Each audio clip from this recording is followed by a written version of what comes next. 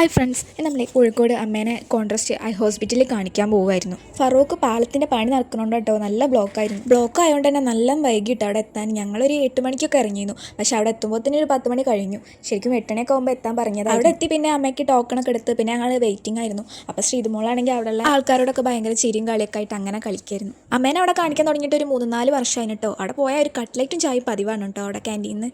അങ്ങനെ വെയിറ്റ് ചെയ്ത് അമ്മേൻ്റെ ടോക്കൺ വന്ന് അമ്മേനെ വിളിച്ച് ഞങ്ങൾ അവിടെ കയറി. അങ്ങനെ ശ്രീതുമോൾ ഉറങ്ങി കേട്ടോ. അമ്മ അപ്പോഴത്തേക്കിന് സ്കാനിങ് ചെയ്യാനും അമ്മയ്ക്ക് HFA ടെസ്റ്റ് ചെയ്യാനൊക്കെ ഉണ്ടായിരുന്നു.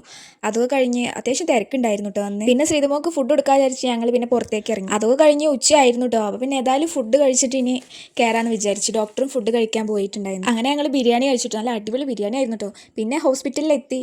അപ്പോഴേക്കും അമ്മേൻ്റെ റിസൾട്ട് കിട്ടി. പിന്നെ ഡോക്ടർ എത്തി അമ്മ കാണിക്കാനായിട്ട് നിൽക്കായിരുന്നു. ശ്രീതുമോൾ പിന്നെ ഉറങ്ങിപ്പോയിട്ടോ. അവളെ കൊണ്ട് അങ്ങനെ അലമ്പൊന്നും ഉണ്ടായിട്ടില്ല.